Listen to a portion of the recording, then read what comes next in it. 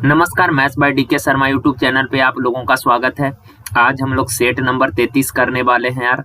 और देखें यार, एनटीपीसी का डेट दे दिया है, तो आप लोग जितना भी अभी तक सेट हुआ है उन सारे सेटों को आप लोग एक बार थोड़ा अच्छे से प्रैक्टिस कर लीजिएगा, ओके ना। क्योंकि यार सारा सेट में अरिथमेटिक का सवाल जो है काफी अच्छा है, तो सेट को थोड़ा अच्छे से प्रैक्टिस कर लीजिएगा। और एडवांस के लिए आप लोग एनटीपीसी का प्रीवियस जो बुक है, कहीं से भी प्रीवियस पेपर पिछले 2 साल का आप लोग लगा लीजिए। इससे ज्यादा आप लोगों को पढ़ने का जरूरत नहीं है। 32 सेट, ये 33वां सेट है। जितना भी सेट है सबको एक बार अच्छे से फिर से लगा लीजिए। एक्स्ट्रा पढ़ने की कोई जरूरत है नहीं। और केवल एडवांस पे थोड़ा सा ध्यान दीजिएगा, मेंसुरेशन पे। ज्योमेट्री से जो सवाल आएगा वो आप लोगों से बन जाएगा। केवल एडवांस वाला पोर्शन पे, एडवांस में केवल मेंसुरेशन पे थोड़ा सा काम कर लीजिएगा, ओके ना। तो चलिए यार आज स्टार्ट करते हैं। देखिए, का कोई विक्रेता कोई वस्तु अंकित कीमत से 5% कटौती पर बेचता है। 5% डिस्काउंट, 5% का फ्रैक्शन होता है 1/20। डिस्काउंट हमेशा मार्क प्राइस पे मिलता है, यानी कि मार्क प्राइस अगर 20 है, एक का डिस्काउंट दिया, एक छूट दिया, तो बेचा कितना में होगा? 19 में, ओके ना। अब आगे सवाल में कहा यदि अंकित कीमत क्रय मूल्य से 12% अधिक है। मार्क प्राइस जो है, कहा कि कॉस्ट प्राइस से 12% अधिक है। 12% का फ्रैक्शन 3/25 का क्रय मूल्य से ज्यादा है, यानी कि क्रय मूल्य अगर 25 है तो अंकित मूल्य 3 ज्यादा कितना होगा? 28 होगा, ओके ना। अब यार देखें, इन दोनों में रेशियो को जरा गौर से अगर आप देखिएगा तो मार्क प्राइस दोनों जगह सेम करना पड़ेगा। तो 28 से यहाँ और 28 से यहाँ गुना, नीचे 20 से गुना करिए तो यहाँ भी 20 से गुना, तो 25 दूना 50, 500, यहाँ 200, 28 दूना 56, 560।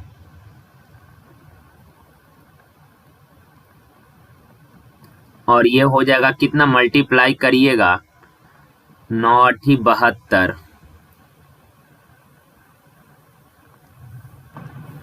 72 और 1 मिनट क्या हो गया?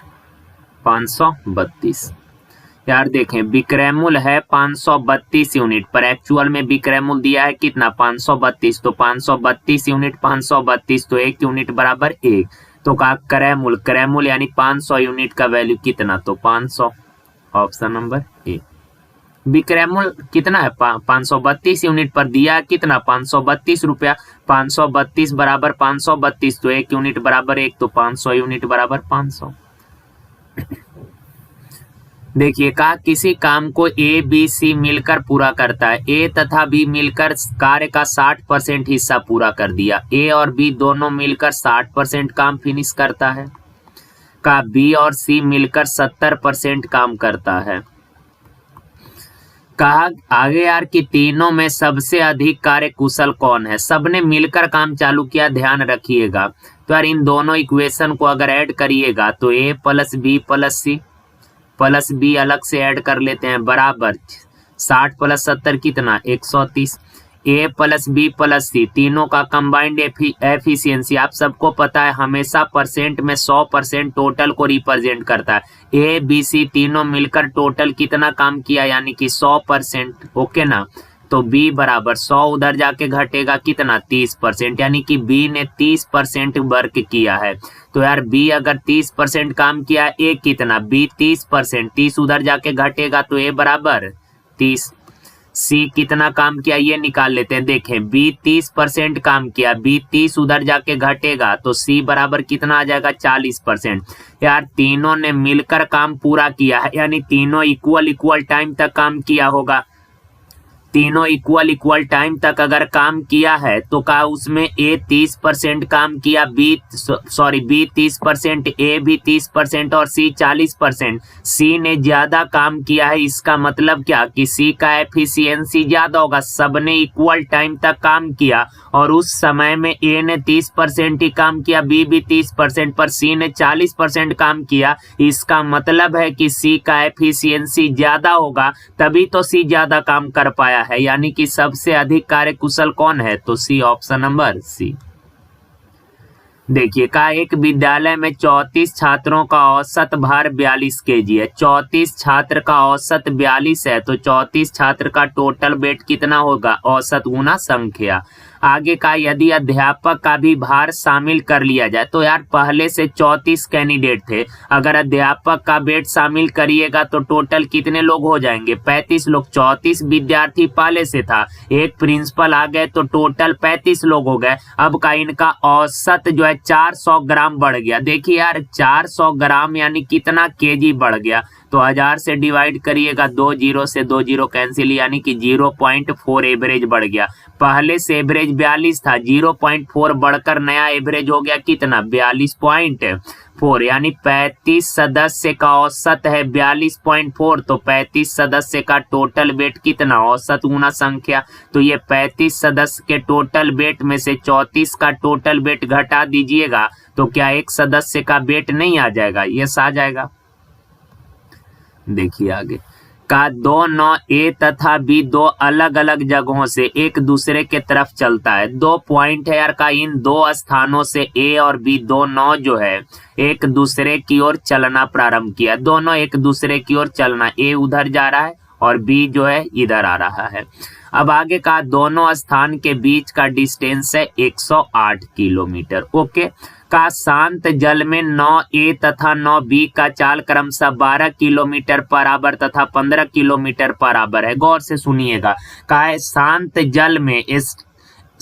जल में 9 ए का चाल 12 किलोमीटर पर आवर है और 9 बी का चाल जो है 15 किलोमीटर पर आवर है। ये चीज आप लोगों को पता होगा कि शांत जल में, स्टिल वाटर में किसी भी नौ या व्यक्ति का जो चाल होता है वो उसका ओरिजिनल चाल होता है। अगर वाटर कांस्टेंट है, स्थिर है, तो उसमें जिस चाल से कोई आदमी तैर रहा है या कोई नौ चल रहा है वो उस नौ का या आदमी का ओरिजिनल स्पीड होगा, वास्तविक चाल होगा। तो कहा शांत जल में ए का चाल 12 है, बी का चाल 15 है। कहा ए धारा के दिशा में बढ़ती है और बी धारा के विपरीत दिशा में बढ़ती है। सुनिए यार, धारा का चाल है, सपोज वाटर का चाल है W किलोमीटर पर आवर। आप चाहें तो XYZ जो मानना चाहे मान सकते हैं, पर W फॉर वाटर होता है तो वाटर का चाल मान लिए W किलोमीटर पर आवर। सुनिए 9 ए का चाल है 12 किलोमीटर पर आवर। अगर ए धारा के दिशा में जा रहा है, ए धारा के दिशा में जा रहा है, तो धारा के दिशा में 9 ए का चाल क्या होगा? आप सबको अच्छे से पता है कि सर धारा के दिशा में बोट का चाल बढ़ जाएगा, यानी कि 12 प्लस W हो जाएगा। ये धारा के दिशा में 9 ए का चाल है इतना। अब का बी धारा के विपरीत दिशा में बढ़ रहा है, बी धारा के विपरीत दिशा में तैर रहा है, तो धारा का चाल है W, बोट का चाल है 15, तो धारा के विपरीत दिशा में 9 बी का चाल क्या होगा? विपरीत में तो चाल घटता है। क्लियर है बा?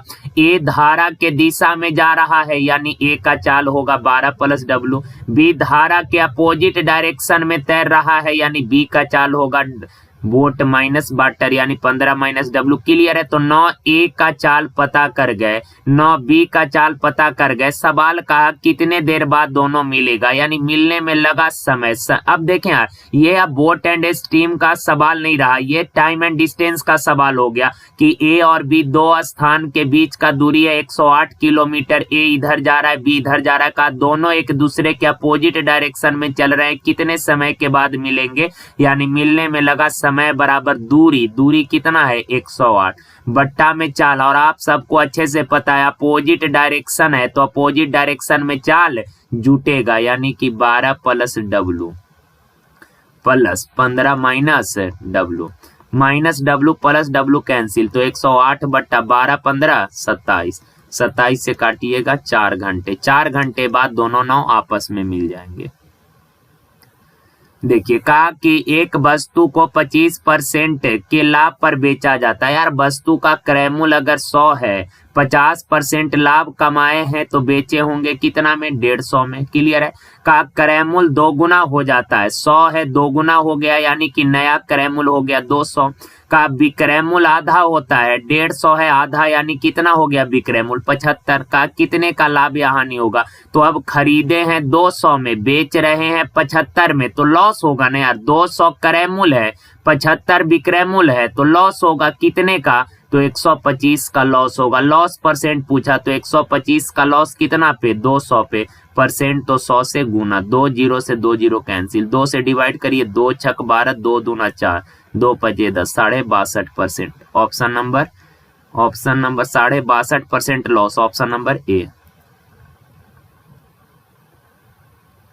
देखिए कहा एक दूध वाला 25 रुपए प्रति लीटर के दर से दूध खरीदता है। 25 रुपए पर लीटर यानी 1 लीटर दूध 25 रुपए के भाव से खरीदता है।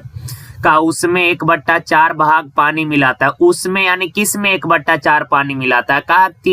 कहा यार कि 25 रुपए प्रति लीटर के भाव से दूध खरीदा और उसमें 1/4 पानी मिलाया। उसमें यानी कि दूध में 1/4 भाग पानी मिलाया। किसमें, दूध में पानी मिलाया है। यानी कि दूध है, मिल्क है 4 यूनिट, मिल्क है 4, एक वाटर मिला दिया तो मिक्सचर बन गया होगा कै लीटर, 5 लीटर। ओके ना, मिल्क है 4 लीटर, उसको आप खरीद कर लाए। 4 लीटर दूध 25 रुपए पर लीटर के भाव से लेकर आए, उसमें 1 लीटर पानी मिला दिए तो मिक्सचर बन गया कै लीटर, 5 लीटर। सवाल का कितने का लाभ हुआ, तो लाभ हुआ क्रयमूल्य विक्रयमूल्य पता कर लीजिए। देखिए 1 लीटर दूध का क्रयमूल्य 1 लीटर 25 में लाया है और टोटल आया है क्या लीटर, 4 लीटर, यानी क्रयमूल्य 100 रुपया।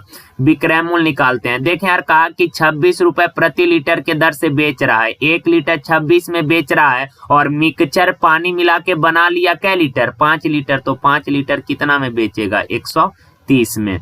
देखिए यार 100 रुपए में दूध लेकर आया, पानी मिलाकर मिक्सचर बना लिया और उसको 130 में बेचा, यानी कितने का लाभ कमाया, 30 का। कितना पर, 100 पर, परसेंट तो 100 लगा लीजिए। चलिए आ गया।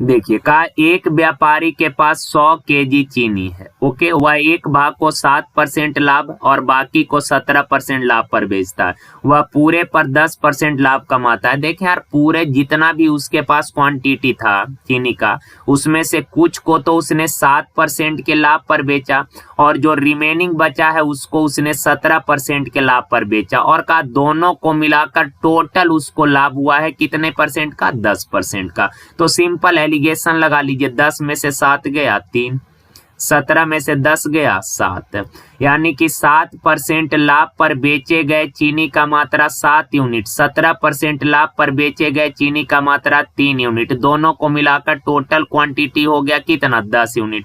पर एक्चुअल में टोटल दिया है 100 केजी, तो 1 यूनिट बराबर 10 केजी। 1 यूनिट 10 है तो कहा 7% लाभ पर कितना चीनी बेचा, 7% लाभ पर बेचा है चीनी 7 यूनिट। 1 यूनिट 10 तो 7 यूनिट 70। यहाँ 10 से मल्टीप्लाई होगा, सॉरी, 1 यूनिट 10 तो 7 यूनिट का वैल्यू कितना, 70।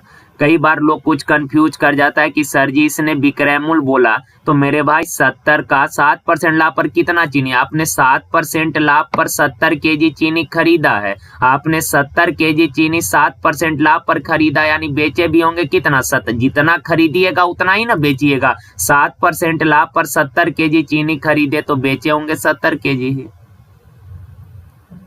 देखिए कहा x1 x2 x3 x4 ये टोटल 4 नंबर दिया है। कहा इन चारों का औसत 16 है। तो यार इन चारों का औसत 16 है तो इन चारों का योग कितना हो जाएगा, 16 चौक 64। 4 संख्या का औसत 16 तो योग कितना, 4 गुना 16 64। का x2 x3 और x4 के योग का आधा 23 है। देखें यार यहाँ एवरेज नहीं दिया, योग बोला है। x1 x2 x3 के योग का आधा, तो यार x1 सॉरी x2 x3 और x4 का इन तीनों के योग का आधा 23 है। आधा 23 है तो इन तीनों का योग कितना होगा, 2 गुना यानी कि 46 होगा। कहा कि x1 का वैल्यू बताइए, तो दोनों इक्वेशन को घटा लीजिएगा, दोनों को घटाइएगा तो 64 में से 46 गया कितना, 18। Option number B. ध्यान रखिएगा यहाँ औसत बोला है कि इन चारों का एवरेज 16 है, इन चारों का औसत 16 है, तो इन चारों का योग कितना हो जाएगा? 16 चौक 64। आगे बोला x2 x3 और x4 के योग का, इन तीनों के योग का आधा 23 है, योग का आधा 23 है, तो पूरा योग कितना होगा? 46। अरे भाई x2 x3 और x4 का इन तीनों के योग का आधा 23 है, तो 2 उधर चला जाएगा, योग कितना हो जाएगा? 46 हो जाएगा टोटल। देखिए का 5 वर्ष बाद मयंक की आयु पिता की आयु का 3/5 भाग होगा। का 5 साल बाद मयंक का एज, मयंक कहने का मतलब सन का एज जो है फादर के एज का, और आपको पता है फ्रैक्शन में का वाला वैल्यू जिसके साथ का लगा है वो नीचे होता है। का मयंक का एज पिता का 3/5, पिता का तो का वाला नीचे, यानी कि फादर का एज 5 है तो मयंक का यानी सन का एज 3 होगा। का 5 वर्ष पहले उनकी आयु का रेशियो, 5 वर्ष पहले उनकी आयु यानी कि मयंक और उसके पिता के आयु का रेशियो 2:5 है।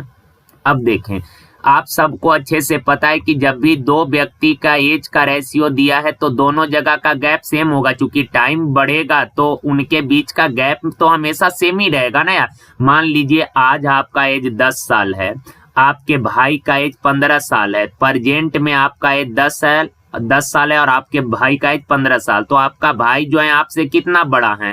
5 बड़ा है। तो आप बताइए 5 साल के बाद आपके भाई आपसे कितना बड़े होंगे? 5 साल ही बड़ा होंगे। 10 साल बाद कितना? 5 साल ही बड़ा होंगे। 4 साल पहले कितना बड़ा थे? 5 साल ही बड़ा थे। यानी कि दो व्यक्ति के एज का जो डिफरेंस है ऑलवेज सेम होता है। यहाँ देखें यार 3 और 2 का डिफरेंस कितना है? 1 है। क्या सेम है क्या दोनों जगह का डिफरेंस? यहाँ का डिफरेंस 1 है, यहाँ का डिफरेंस 0 है, तो डिफरेंस सेम नहीं है, तो डिफरेंस सेम करिए। तो 2 और 5 कितना? 3, 3 से ऊपर में गुना करिए तो 3 तिया 9, 3 पचे 15, ऊपर था 2 का गैप तो 2 दूना 4, 2 पचे 10। ओके, यहाँ कितने का कमी हो रहा है? 5 यूनिट का, यहाँ भी 5 का, तो यूनिट में दोनों जगह गैप है 5-5 यूनिट का, पर एक्चुअल में 5 और 5 का डिफरेंस कितना? 10 साल का। तो 5 यूनिट 10, तो 1 यूनिट का वैल्यू 2, 1 यूनिट 2 है, तो कहा सवाल में मयंक की वर्तमान आयु, देखिए कहीं से निकाल लीजिए, ऊपर नीचे कहीं से। 1 यूनिट 2 है तो मयंक का 5 साल के बाद एज कितना होगा? 9 दूना 18 साल। 5 साल बाद मयंक का एज 18 होगा। का प्रेजेंट में मयंक का एज कितना? तो 5 घटा दीजिए 13 साल। Option B. देखिए का एक ठेकेदार ने 100 दिन में एक सड़क बनाने का ठेका लिया है। टोटल 100 दिन का ड्यूरेशन है कि सर हम 100 दिन में आपको सड़क बनाकर फाइनल कर देंगे। कहा कि उस ठेकेदार ने 110 व्यक्तियों को उपयोग किया और 45 दिन में उसने पाया कि केवल 1/4 भाग ही सड़क बन पाया। सुनिए यार, का टोटल 100 दिन में जो है 100 दिन का ठेका है कि 100 दिन में सड़क बना के देना है। का उस ठेकेदार ने किया क्या कि 110 वर्कर को काम पे लगाया, तो ये 110 लोग मिलकर 45 दिन तक काम किया और कहा इन्होंने 1/4 भाग काम पूरा कर दिया। 1/4 कहने का मतलब टोटल काम था 4 यूनिट, जिसमें से 1 काम पूरा कर दिया, 4 में से 1 काम पूरा कर दिया। तो यार 4 में वर्क हमेशा बट्टा में, वर्क हमेशा बट्टा में, ध्यान रखिएगा। कहा कि उन सारे वर्करों ने मिलकर 1/4 भाग काम फिनिश किया, कहने का मतलब टोटल काम है 4 यूनिट, जिसमें से 1 काम फिनिश कर दिया है, तो 4 में से 1 कर दिए तो शेष बचा क्या काम? 3 काम। अब का इस शेष काम को समय पर पूरा करना है, तो मेरे भाई टोटल 100 दिन का ड्यूरेशन था कि 100 दिन में आपको काम फिनिश करके देना है। 45 दिन तक काम करा लिए, 100 दिन का ठेका था, 45 दिन तक काम करा लिए, तो रिमेनिंग बच रहा है क्या दिन? 55 दिन। और सवाल में कहा कि काम को समय पर पूरा करना है, आपके पास अब 45 दिन ही टाइम है, तो कहा इसके लिए कितने और लोगों के काम पे लगाया जाए। हमने माना X लोगों को और काम पे लगा दिए, तो 110 लोग पहले से थे, X लोग और लगा दिए, तो अब टोटल इतने लोग हो गए। क्लियर है बात? अब बस कैलकुलेशन कर लीजिए, 55 दूना, ओके, अब कटेगा तो नहीं, 45 दूना 90 तिया 270 बराबर 110 प्लस X। 110 इधर आके घटेगा तो X बराबर कितना? 160 वर्कर। Option number B. देखिए कहा शीर्ष का कोऑर्डिनेट दिया है इतना, तो कहा कि त्रिभुज कैसा होगा। तो देखें यार, सबसे पहले तो एक चीज आपको बता देते हैं। देखिए जैसे ये त्रिभुज है A B C, okay, A B C एक ट्रायंगल है। का इस त्रिभुज के तीनों शीर्षों का कोऑर्डिनेट दिया है। शीर्ष ए का कोऑर्डिनेट दिया 4 1, शीर्ष बी का कोऑर्डिनेट दिया है 1 1, शीर्ष सी का कोऑर्डिनेट दिया 3 5। ओके ना, समझ पा रहे हैं बातों को। अब का त्रिभुज कैसा होगा, तो त्रिभुज के लिए ये त्रिभुज कौन सा त्रिभुज है, समद्विबाहु है कि समबाहु है कि विषम बाहु है, कैसा त्रिभुज है। तो यार त्रिभुज का पहचान कैसे आप लोग करते हैं, या तो त्रिभुज का तीनों साइड का पता हो जाए कि अगर तीनों साइड इक्वल है इसका मतलब समबाहु त्रिभुज होगा, अगर दो भुजा बराबर है यानी समद्विबाहु त्रिभुज होगा, अगर तीनों भुजा अलग अलग है यानी कि विषमबाहु त्रिभुज होगा। तो ये त्रिभुज कैसा है ये पता करने के लिए आपको त्रिभुज के तीनों साइडों का लेंथ पता होना चाहिए। ए बी बी सी ए सी तीनों साइड का लेंथ पता होना चाहिए, तभी आप बता पाएंगे ना यार कि ये त्रिभुज कैसा होगा।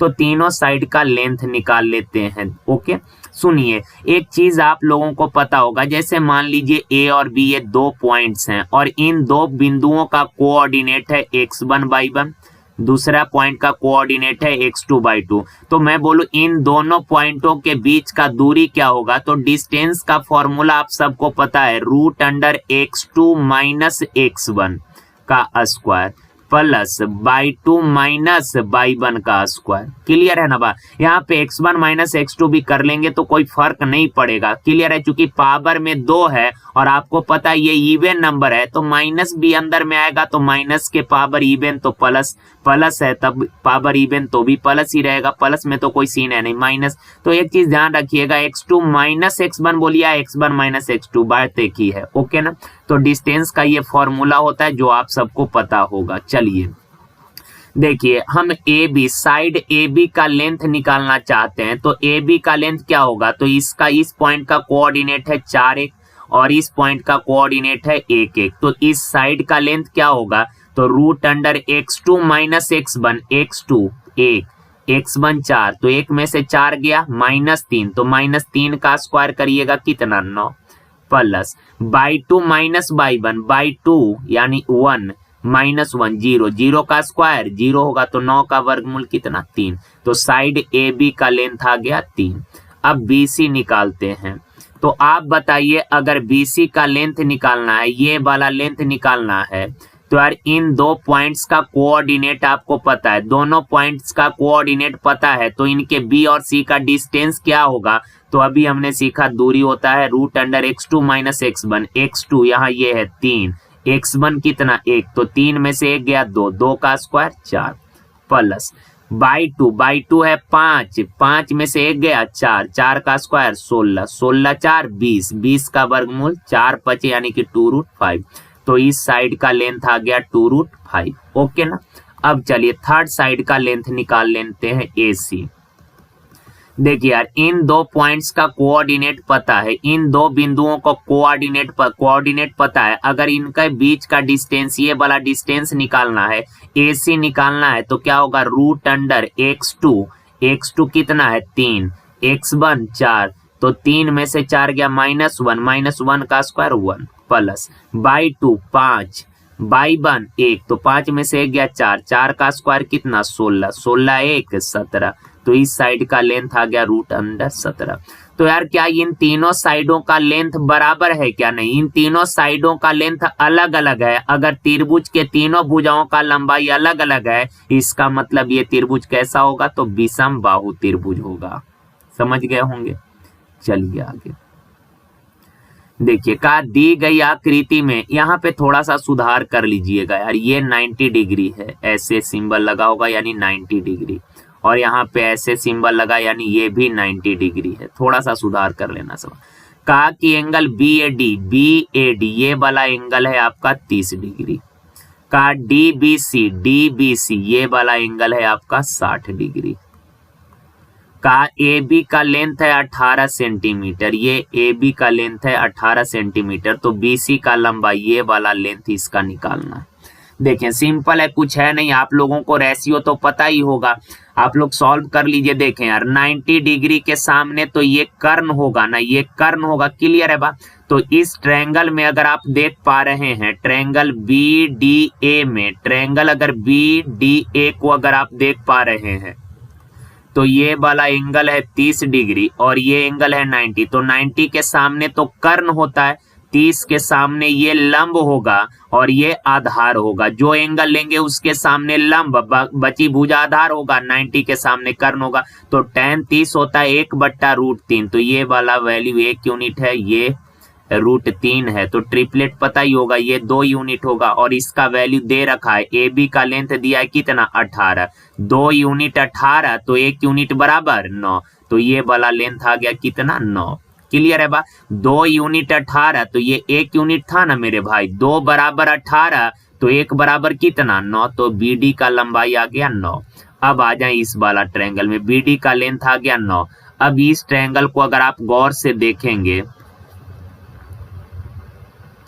देखें रेशियो तो आपको इतना तो पता होना चाहिए बेसिक चीज, ये 90 डिग्री है और आपको अच्छे से पता है कि सर 90 के सामने ये तो कर्ण है, कर्ण का वैल्यू कितना है 9 सेंटीमीटर। ये कितना सेंटीमीटर है 9 सेंटीमीटर और ये वाला एंगल है 60 डिग्री।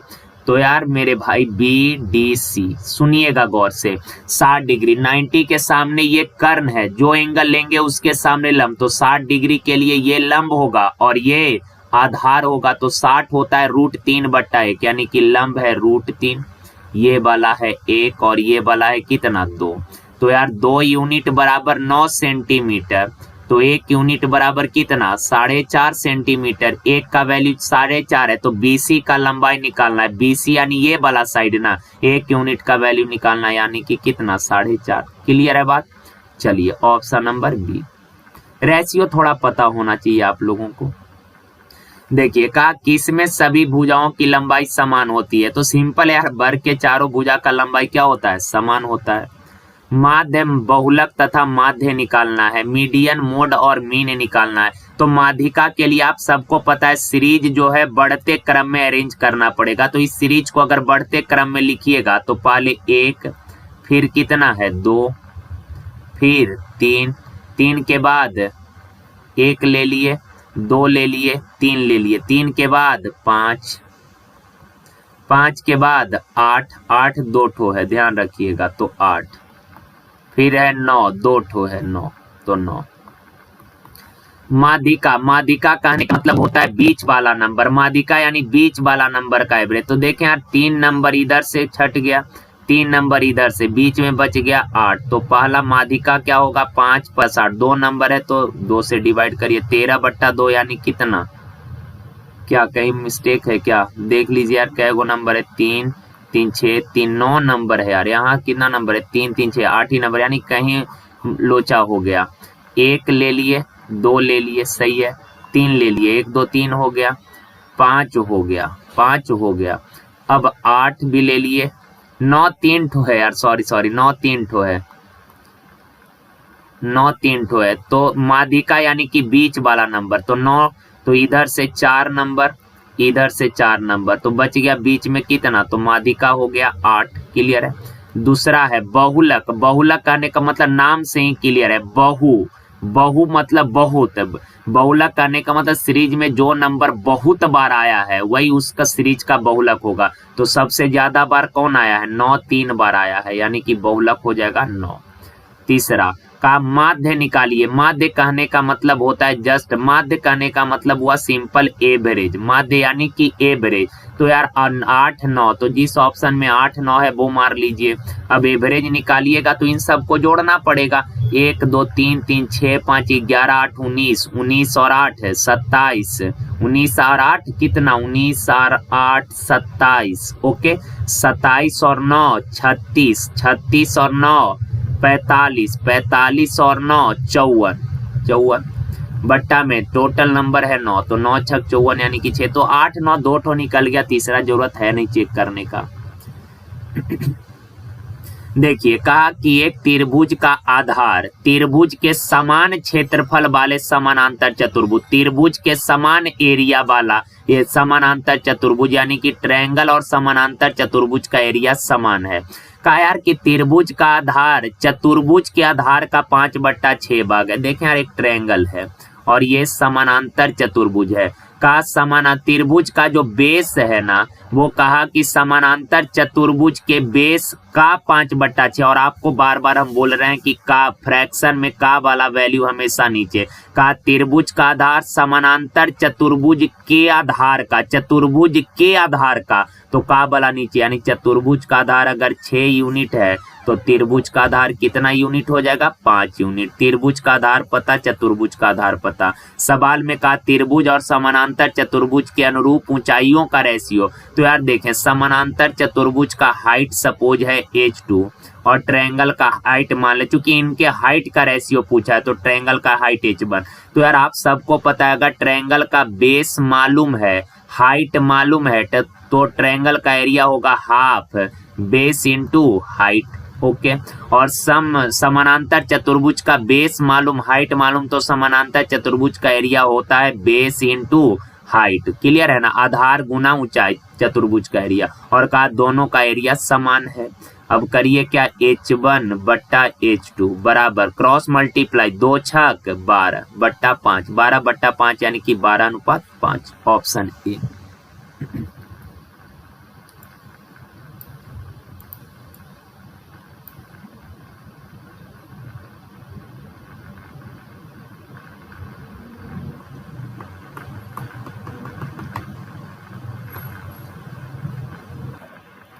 देखिए यार, इस सवाल में सवाल आप लोग कर ही लेंगे। इस सवाल में थोड़ा सा मिस्टेक ये है कि 220 है यार, यहाँ पे ये सुधार कर लीजिएगा, ये 220 है। देखिए, का सुबह 8 बजे एक ट्रेन स्टेशन ए से स्टेशन बी तक 40 के चाल से जाती है और 1 घंटा बाद एक और ट्रेन स्टेशन बी से स्टेशन ए की ओर 50 के रफ्तार से चलती है। देखिए यार, 2 स्टेशन है ए और बी। ओके, ए और बी का इन 2 स्टेशनों के बीच का दूरी है 220 किलोमीटर। एक रेलगाड़ी प्रातः 8 बजे स्टेशन ए से बी की ओर 40 किलोमीटर बराबर के चाल से चल रही है और दूसरा रेलगाड़ी स्टेशन बी से 9 बजे, स्टेशन बी से 9 बजे कितना से 50 किलो, 1 घंटा बाद, यानी 9 बजे ना, ये 8 बजे चली, दूसरा रेलगाड़ी 1 घंटा बाद यानी 9 बजे स्टेशन बी से 50 किलोमीटर बराबर के चाल से चली है।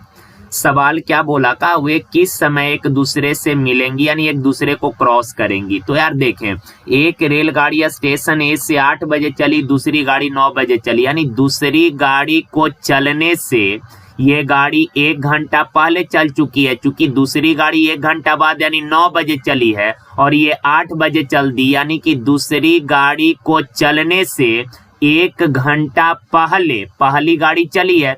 तो यार 40 किलोमीटर बराबर के चाल से 8 बजे यहाँ से चलना प्रारंभ किया और 1 घंटा में यानी कि 9 बजे यहाँ पे पहुंच गई होगी। तो 40 किलोमीटर बराबर के चाल से चलकर 1 घंटा में ये 40 किलोमीटर दूरी कवर कर ली है।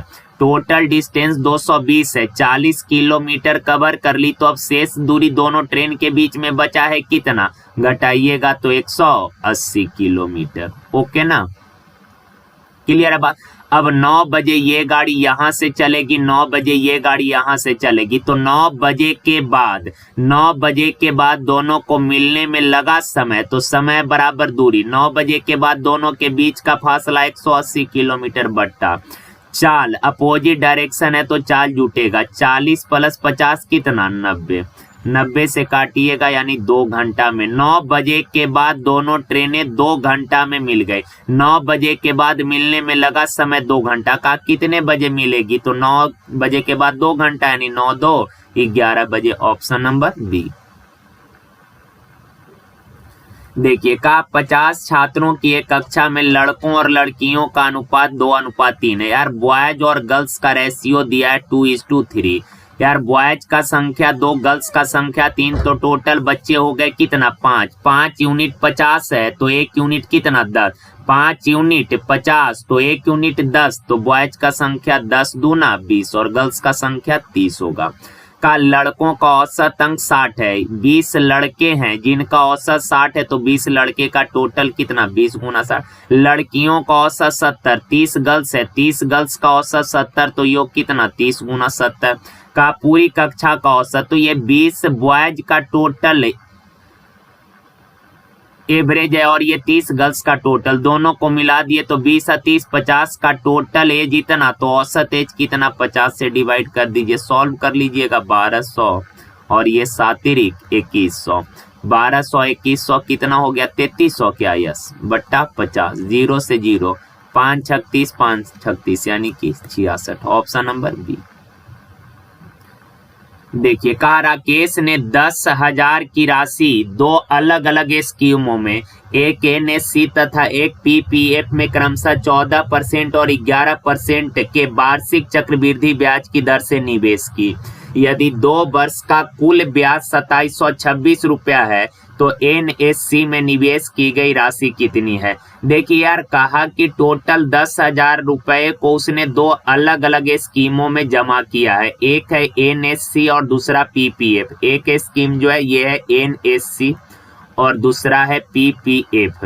कहा यार कि एनएससी में 14% वार्षिक चक्रवृद्धि ब्याज के दर से लगाया है और पीपीएफ में 11% वार्षिक चक्रवृद्धि ब्याज के दर से लगाया, तो 2 वर्ष के बाद टोटल यानी कि दोनों स्कीमों से 2726 रुपए ब्याज मिले। तो यार देखें इस सवाल को अगर आप कंपाउंड के जनरल तरीका से करने जाएंगे ना तो सवाल बहुत गंदा कैलकुलेशन हो जाएगा इसमें।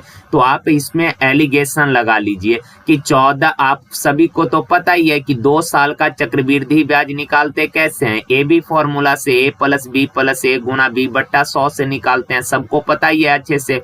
तो यार एनएससी में 14% के दर से जमा किया है पैसा, तो 2 साल में कितना ब्याज मिलेगा, तो 14 प्लस 14 गुना 14 बट्टा कितना 100, तो 14 प्लस 14 28, 196 बट्टा 100 यानी कि 1.96, तो ये हो जाएगा कितना 28 है 29.96%।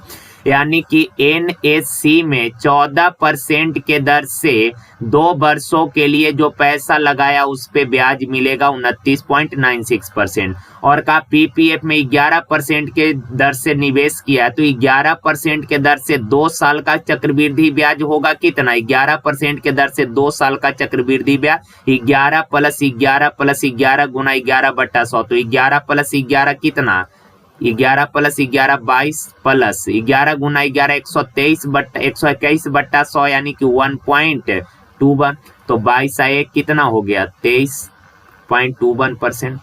14% के दर से एनएससी में जो पैसे जमा किए उस पर 2 साल में इतने का ब्याज मिलेगा।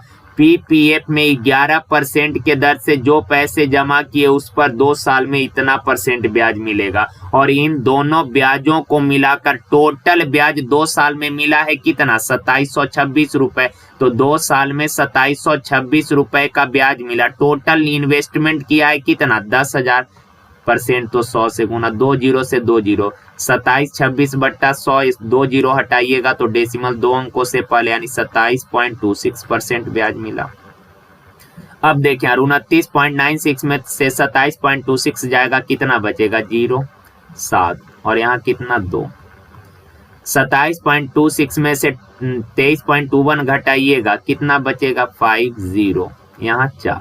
अब डेसिमल के बाद 2 डिजिट दोनों जगह डेसिमल हट जाएगा, 5 से काटिएगा तो 81, 5 से काटिएगा तो 54, 27 तिया 81, 27 दूना 54। यानी एनएससी में पैसे जमा किया 3 यूनिट, पीपीएफ में जमा किया 2 यूनिट, दोनों को मिलाकर टोटल 5 बराबर कितना 5 बराबर है 10,000, 5 बराबर 10,000, तो 1 बराबर 2,000, 1 यूनिट 2,000, तो का एनएससी में कितना 3 यूनिट बराबर 3 दूना 6,000। ऑप्शन नंबर सी।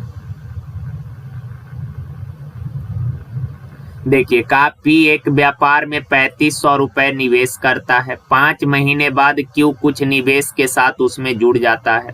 यदि Q को मिलने वाला लाभ P के लाभ से 50% अधिक है तो Q का निवेश ज्ञात करें। देखें यार, एक चीज बच्चा इस सवाल को कई बार, काफी आसान सवाल है पर लोग नहीं कर पाता। रीजन ये है कि यहाँ पे टाइम क्लियर नहीं किया है कि ये बिजनेस है कितने समय का। तो ध्यान रखिएगा, अगर किसी भी पार्टनरशिप के सवाल में अगर टाइम, जनरली टाइम क्लियर कर ही देता है, पर अगर टाइम क्लियर ना करे तो समझिएगा कि वो बिजनेस वार्षिक यानी 1 साल अर्थात 12 महीने का है। जब भी टाइम क्लियर ना करे तो सवाल छोड़ मत दीजिएगा, वहां समझ लेना अगर टाइम क्लियर नहीं किया इसका मतलब ये बिजनेस वार्षिक यानी कि 1 साल अर्थात 12 महीने का है। तो आप बाकी तो सिंपल हो गया, सवाल आप कर ही लेंगे। कहा P जो है 3500 रुपए निवेश किया है।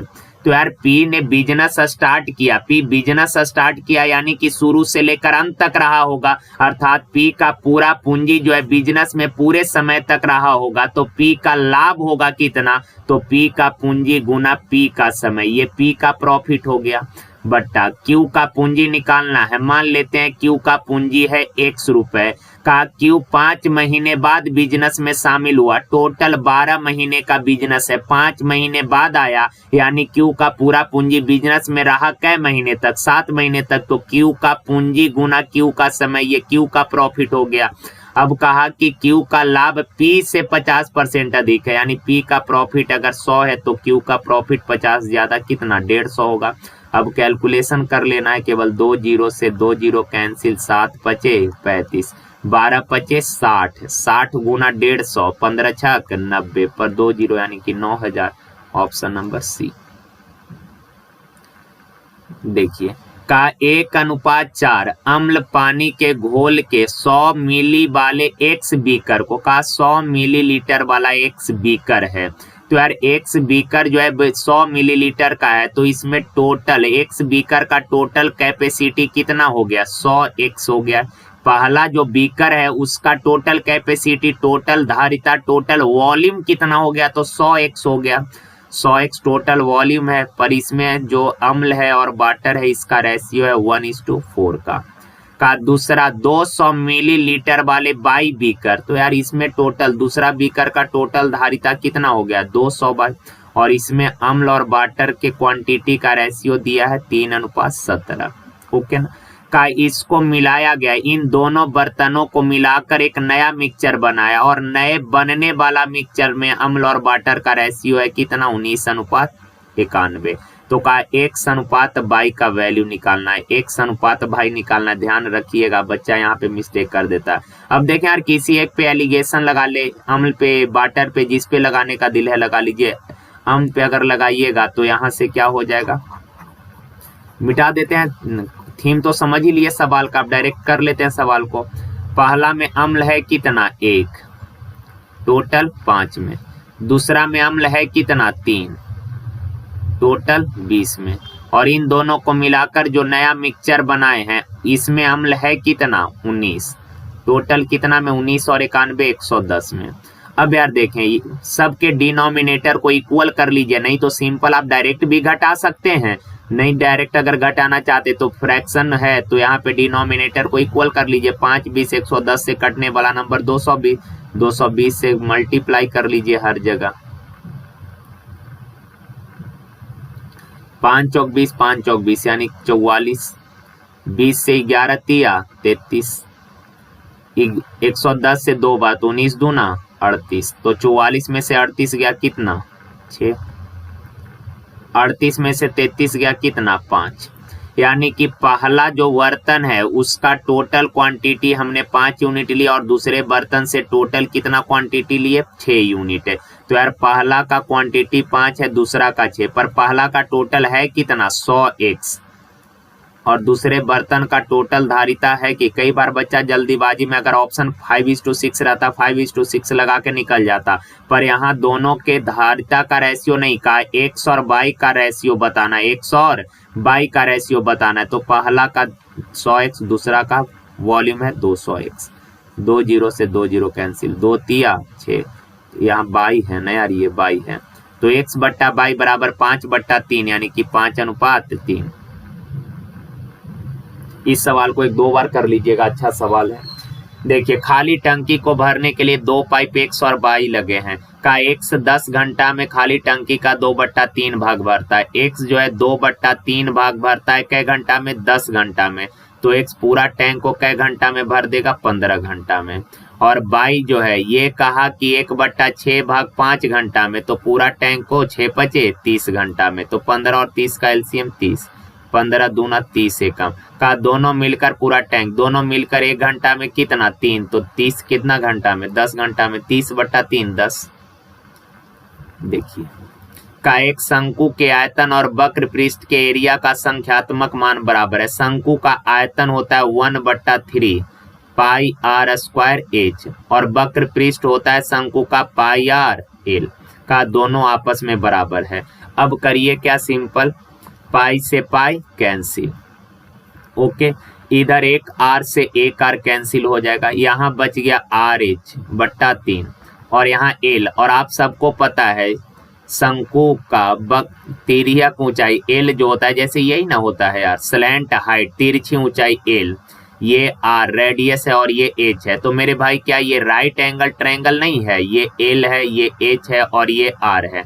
और राइट एंगल ट्रायंगल में कर्ण बराबर आप सबको पता है, कर्ण बराबर होता है √अंडर लंब स्क्वायर प्लस आधार स्क्वायर। ये चीज इतना तो बेसिक आप सबको पता ही होता है, तो ये सब चीज फिर भी हम बता दिए। लेकिन आ जाइए, अब कोई नहीं, एल बराबर क्या लिख सकते हैं? √H square plus R square. अब यार रूट हटाना है तो दोनों साइड स्क्वायर करिए, दोनों साइड स्क्वायर करिएगा तो इधर आर स्क्वायर एच स्क्वायर बट्टा 3 का स्क्वायर 9, इधर H square plus R square हो जाएगा। तो यहाँ बचेगा 1/9 बराबर H square plus R square बट्टा में आर स्क्वायर एच स्क्वायर। अब मेरे भाई पूरे के बट्टा में A R square H square है, यानी आर स्क्वायर एच स्क्वायर से यहाँ भागा देंगे तो एच स्क्वायर से H square cancel, 1/r square बचेगा। इससे इसमें भाग देंगे आर स्क्वायर से R square cancel, 1/h square बचेगा। और इसका वैल्यू क्या आना है? 1/9, ऑप्शन नंबर बी। समझ गए बात को? तो चलिए यार, आज के लिए यही तक। थैंक यू, धन्यवाद। और आप लोग थोड़ा अच्छे से प्रैक्टिस अब किया कीजिए, ज़्यादा टाइम नहीं है पेपर में। वो 28 तारीख से स्टार्ट है, तो कुछ बच्चा का मेरे ख्याल से जून तक या पता नहीं जुलाई जून तक ही चलने वाला है पेपर, जून तक चलने वाला है। तो अगर लास्ट के सेशन में पकड़ा गया फिर भी आपके पास काफ़ी टाइम मिलने वाला है। तो जितना भी सेट पीछे हुआ है सबको थोड़ा अच्छे से प्रैक्टिस कर लीजिए आप लोग, क्योंकि अरिथमेटिक इससे ज़्यादा नहीं रहना है पीटी में। हाँ, एडवांस के लिए मेंसुरेशन पर थोड़ा काम करिएगा, ट्रिगो एलजेब्रा पर उतना समय नहीं देना है, क्योंकि आसान से सवाल आता है ट्रिगो एलजेब्रा से। मेंसुरेशन से भी आसान सवाल आता है, लेकिन एक बार फिर भी आप लोग मेंसुरेशन को देख लिया कीजिएगा। ओके ना? चलिए, थैंक यू, धन्यवाद यार, थैंक यू।